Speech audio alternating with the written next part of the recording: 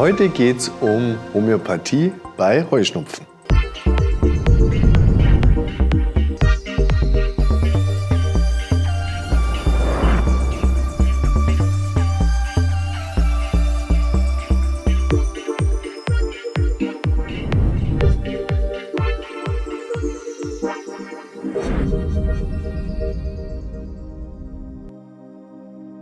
Hallo, mein Name ist Dr. Reinhard Probst. Ich habe eine Praxis in München und behandle auch homöopathisch.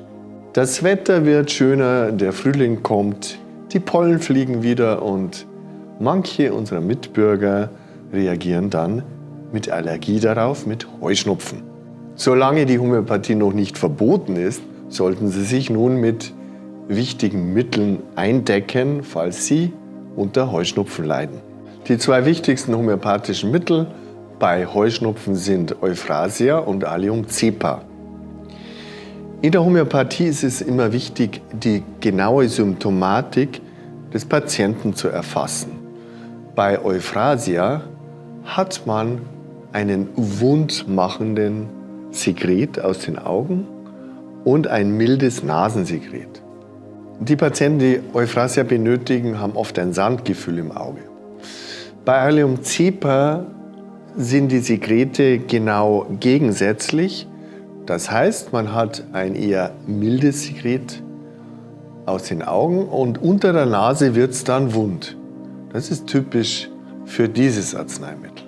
Ein weiteres wichtiges Mittel ist Sabedilla. Sabedilla macht zuerst Niesen und dann kommt der Tränenfluss, der ganz reichlich stattfindet.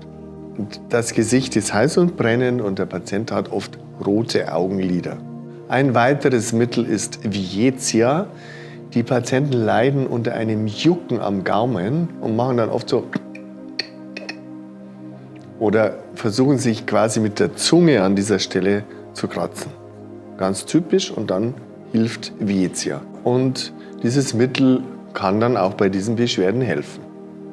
Bei Ranunculus bulbosus hat man Jucken und Brennen, wie es natürlich auch typisch ist für Heuschnupfen, aber man hat wenig Sekret und es ist trocken um die Nase und hat möglicherweise auch rissige Nasenlöcher.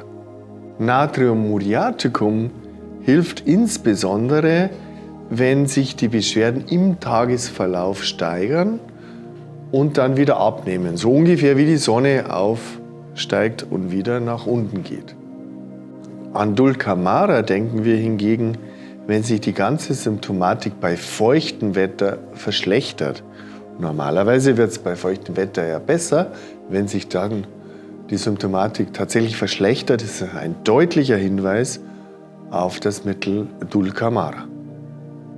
Das sind nun die wichtigsten Mittel bei Heuschnupfen. Es gibt weitere und selbstverständlich gibt es erfahrene Therapeuten, die dann in solchen Situationen helfen können. Das ist jetzt nur zur Selbsthilfe gedacht. Sie bekommen die homöopathischen Mittel in der Apotheke. Die Beschreibung finden Sie unten in den Informationen. Und ich empfehle, dass man in Akutsituationen eine D6 oder D12 nimmt, jeweils 3 Kügelchen und immer der Intensität der Beschwerde angepasst. Das heißt, wenn die Beschwerde stark ist, kann man das Mittel häufiger wiederholen. Es ist ja auch ungiftig. Und wenn die Beschwerde nachlässt, dann nimmt man das Mittel auch weniger häufig. Häufig heißt, es kann sein, dass man in einer Akutsituation dann alle 5 Minuten zum Beispiel die Kügelchen nehmen muss. Und wenn man dann natürlich nicht feststellt nach einer Stunde, dass der Effekt vorhanden ist, dann ist das Mittel auch nicht richtig und man muss nach etwas anderem suchen. Abschließend ist zu sagen, dass die Homöopathie auch bei Heuschnupfen sehr nützlich sein kann, in der Selbsthilfe. Ungiftig ist unschädlich, aber wirksam. In diesem Sinne, bleiben Sie gesund, Ihr Dr. Reinhard Probst. Es gibt keine Patienten, es gibt keine Therapeuten, es gibt nur Menschen.